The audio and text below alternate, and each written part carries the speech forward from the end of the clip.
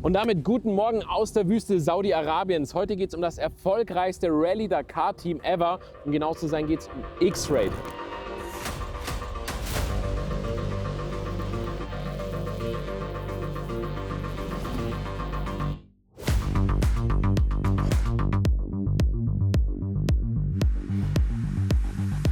Was natürlich nicht fehlen darf, ist die Emotion, weil hier fahren die schnellsten Fahrer, die besten Autos. Ja, Mini auf Steroiden, würde ich mal sagen. Von dem her bleibt auf jeden Fall dran. Wir treffen uns jetzt mit dem Peter und schauen uns einmal alles ganz genau an. Servus. Servus, grüß dich. Hi. Schön, dass wir da sein dürfen und dass du dir die Zeit nimmst. Aktuell sind wir hier im Biwak. Wir sind mit verschiedenen Fahrzeugen vertreten, die wir brauchen. Also wir haben Werkstattfahrzeuge, wir haben eine Küche dabei, wir haben eine Hospitality dabei, die steht hier. Wir sind nicht nur so ein reines Rennteam, was Fahrzeuge aus der Factory einsetzt, sondern wir sind Hersteller. Das heißt, die Fahrzeuge werden von Grund auf von uns entwickelt.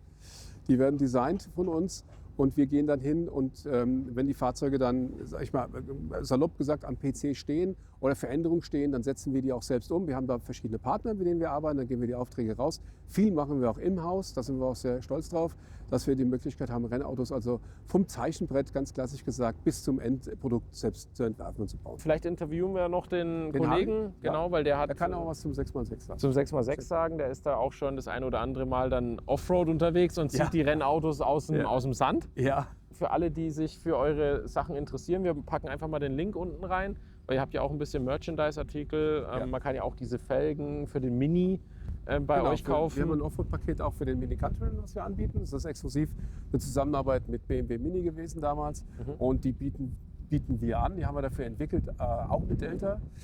Die liefern uns auch die Komponenten dafür. Und das ist eigentlich auch eine sehr erfolgreiche Geschichte. Das läuft sogar weltweit. Also wir verkaufen diese Produkte weltweit. Mega.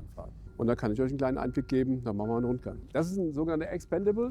Also auch wir sagen Hospitality dazu, weil das Wort, das liegt ja schon im Wort. Da können Gäste, die uns besuchen, gerne können rein, werden empfangen, kriegen einen Kaffee angeboten, was zu trinken. So ein doppelter Slideout fährt raus. Genau, ein doppelter Slideout fährt raus. Ist ungefähr, laut Kalkulation brauchen wir 120 Minuten, bis das komplette Setup steht. Ja, wir haben auch noch eine kleine Einheit da drin, in der die Ingenieure sitzen. Die können dann da ihre ganzen Tätigkeiten nachgehen, ihre Laptops bedienen etc. und Daten auswerten. Das ist nochmal separiert. Wir nehmen da drin auch unsere Mahlzeiten ein, weil wir haben ja auch eine eigene Küche, wie ihr hier drüben sehen könnt. Lass uns mal hingehen, ja. Und dann können wir auch da drin essen oder mal einen Kaffee trinken. Und wie viele Köche habt ihr? Wir haben einen Koch dabei. Und der hat nochmal eine Person, die ihn unterstützt.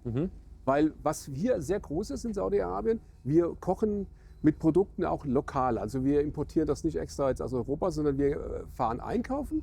Fast täglich fährt der Paul, das ist der den Koch unterstützt, das ist der Christian, fährt dann einkaufen und dann werden lokale Produkte hier auch dann gekocht. Okay. Dann hatten wir gestern einen Geburtstag, dann gab es auch noch eine Torte. Der Andi hatte Geburtstag, Der Andi hatte gestern Geburtstag, der schon viele Jahre bei uns dabei ist. Der hat gestern, ich glaube, seinen 49. gefeiert und dann gab es auch noch eine Torte. Sehr gut. Und das ist praktisch so der Kühlanhänger, Küchenanhänger. Genau, also der hier ist Küchenanhänger alles für die Küche. Hat noch eine Kühleinheit, die ist separat da drin. Okay. Da können wir Speisen tiefkühlen und lagern. Ansonsten sind wir eigentlich ausgestattet wie eine ganz normale, ich würde sagen, wie eine Hotelküche, will ich sagen. Restaurantküche. So, jetzt haben wir ja hier viele LKWs, Ganz aber tatsächlich hast du mir schon mal vorab erzählt, dass hier, oder die Dakar 26 ist eher ein kleineres Setup. Wir haben ein kleineres Setup dabei. Wir sind aktuell mit 3 Minis und einem Fennec dabei. Das ist eine Side-by-Side-Kategorie. Das sind kleinere Fahrzeuge als die Ultimates, die wir bedienen. Und deswegen haben wir dieses Jahr auf der Dakar nicht das komplette Programm dabei, was wir sonst haben. Also bei uns variiert das dann. Wir sind hier aktuell 45 Personen im Team. Und bei größeren Setups sind wir auch bis zu 100, 120 Personen. Boah, ja. Wir sind 9. Immerhin. Klein und fein. Man fängt ja an, ne? Genau. Wir setzen bei den Trucks auf MAN, das ist auch ein Partner von uns. Deswegen fahren wir MAN, da sind wir sehr gut bestückt. Wir haben auch die MAN TGEs im Einsatz als Servicefahrzeuge für die Crews. Das hier ist jetzt ein 4x2, weil nicht alle Räder sind angetrieben, also kein 6x6 in dem Sinne jetzt wie die anderen Trucks. Das sind 6x6 angetriebene. Der Unterschied ist, bei den 6x6 angetriebenen können wir auch teilweise in die Stages fahren und Fahrzeuge bergen, wenn es dann sein sollte, wenn wir es müssen. So, jetzt haben wir einen Harry dabei. Servus, Hallo. Harry. Danke, dass du dir kurz die Zeit nimmst. Jetzt stehen wir hier vom 6x6. Der hat jetzt keine Reifenfüllanlage? Oder? Doch, der hat auch Reifenfüllanlage. Vielleicht kannst du ein bisschen was erklären. Also der von Delta hat die ja integriert. Ich glaube, Ja. der hier hat ein separates Ventil. Ja. Vielleicht kannst du so ein bisschen was erzählen. Also es wie gibt- funktioniert das? Ja. Es gibt zwei Sorten Reifenfüllanlage. Das eine ist eine Füllanlage, wo du einen Schlauch permanent dran hast. Du kannst permanent beim Fahren auf und ab Okay. lassen. Ja. Das ist bei uns nicht der Fall.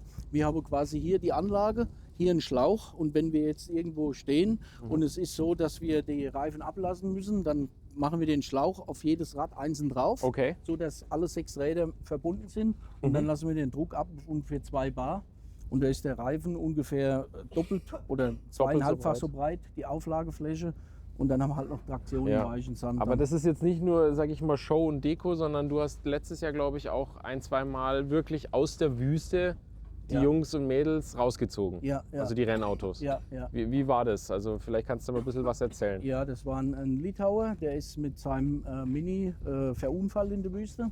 Und dann haben wir den Standort geschickt bekommen, der konnte aus eigener Kraft nicht mehr rausfahren. Und dann sind wir quasi mit den GPS-Daten dorthin gefahren. Das ist das Schwierigste. Durch die Wüste? Durch die Wüste. Also wir sind gefahren ungefähr 2,5 Stunden in diese Richtung auf Asphalt. Und dann ging es vom Asphalt runter.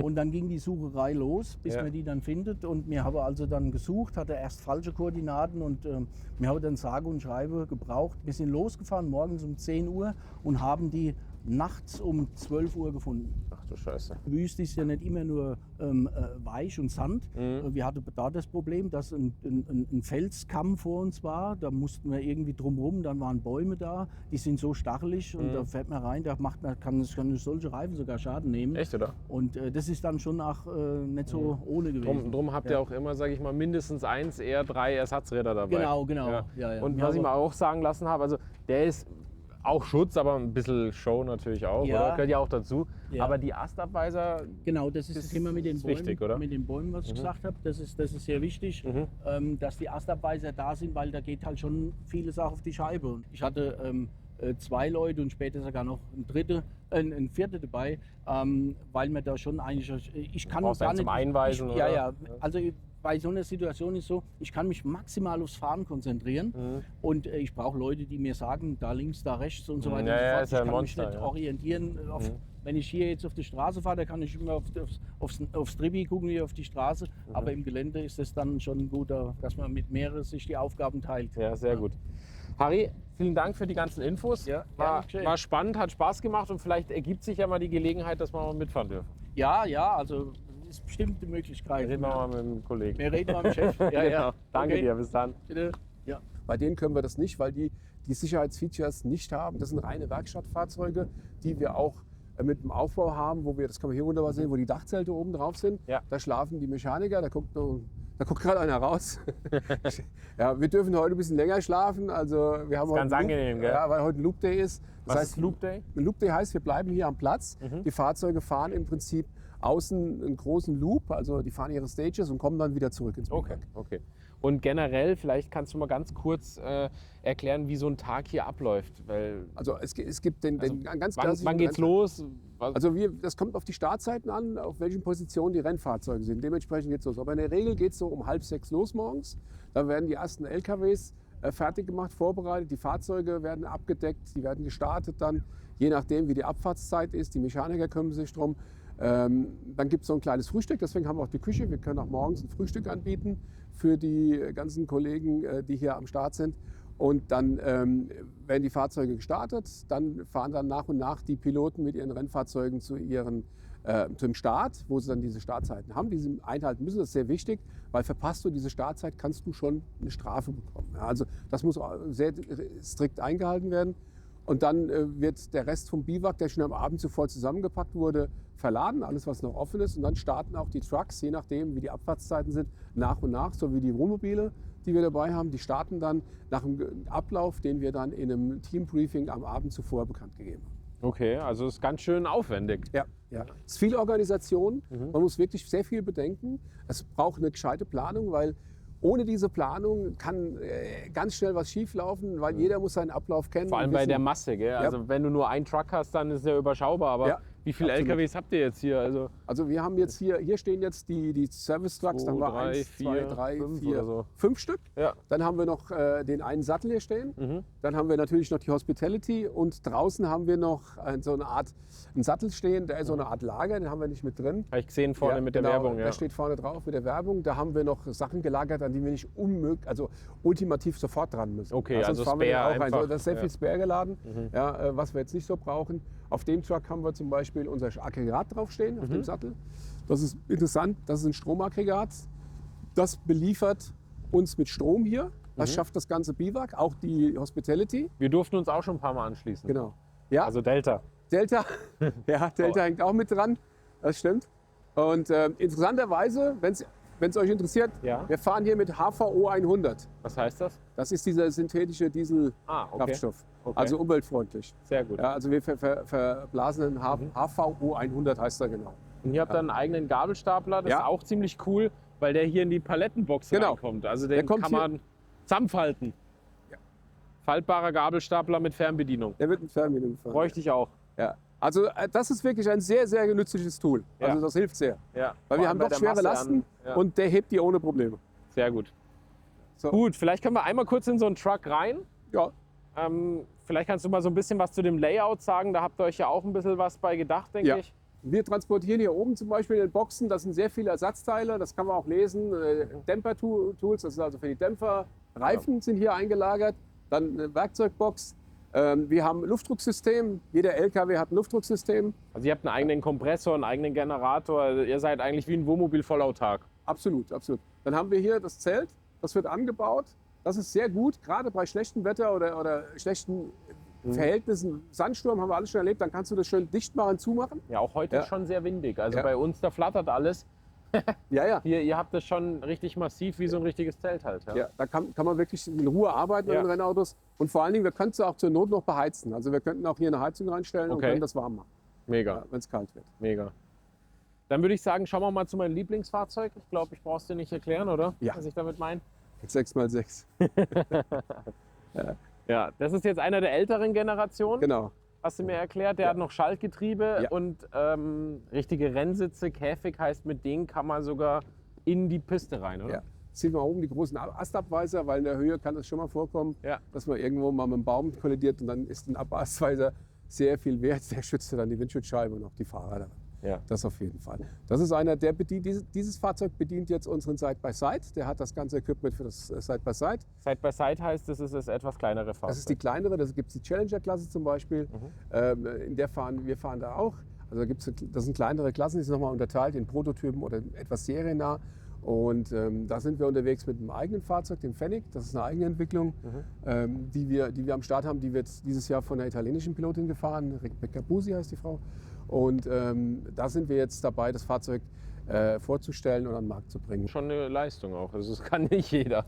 Ja, das ist ja das, was auch den Reiz ausmacht bei uns, dass wir brauchen vielleicht mal das ein oder andere etwas länger, bis das Fahrzeug dann auch siegfähig ist. Also ein gutes Beispiel ist der Buggy. Es gab eine Reglementänderung 2016, 2015, 2017 und da haben wir einen absoluten Prototyp mit Mini aufgelegt, den Buggy. Das ist ein heckgetriebenes Fahrzeug, kein Allrad, weil das Reglement das bevorzugt hat. Und dann haben wir 17, glaube ich, ging es los und 20 haben wir gleich dann, es hat 3 Jahre gedauert, Entwicklung und danach hat das Auto 20 und 21 die Rallye Dakar hier in Saudi-Arabien zuerst gewonnen. Also wir sind das erste Team, das in Saudi-Arabien die Ultimate, also die höchste Klasse, gewonnen hat, overall. Und das war gleich 2021. Da sind wir auch sehr stolz drauf, das Auto.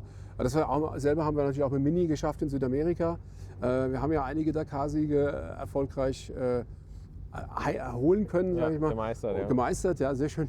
Und dementsprechend sind wir sehr stolz, Ihr habt dass das so 6-mal die Dakar gewonnen? Oder? 6-mal, ja. 6-mal, das ist schon krass. Also Ja. man muss ja erstmal ankommen, aber gewinnen und das Ja, Ganze ja. 6-mal ist schon eine krasse Leistung. Also es ist auch schön, dass viele Leute an der Rallye Dakar teilnehmen und das Finish. Das Finishen ist auch wichtig. Ja, also, durchkommen meinst du? Genau, das Durchkommen, das Beenden der Dakar, das ist auch eine tolle Leistung. Also Das klappt aber nicht, nicht immer. Ja? das klappt Also, nicht immer. Deswegen ist es hat ja diesen Mythos. Der ist ja nicht umsonst da. Auch für uns im Team ist das alles sehr, sehr hart. Ja, das Ich ist- merke es selber. Also ich ja, weiß du nicht, bist jetzt auch ein paar Tage vielleicht dabei. merkt man es auch auf der Kamera. ja, Also ja. es zieht sich schon. Ja? Absolut, also es sind absolut. 20, 22 Tage Ja. und wir sind erst am 1.1. angekommen. Also Delta ist ja schon, weiß ich nicht, früher da gewesen. Ja.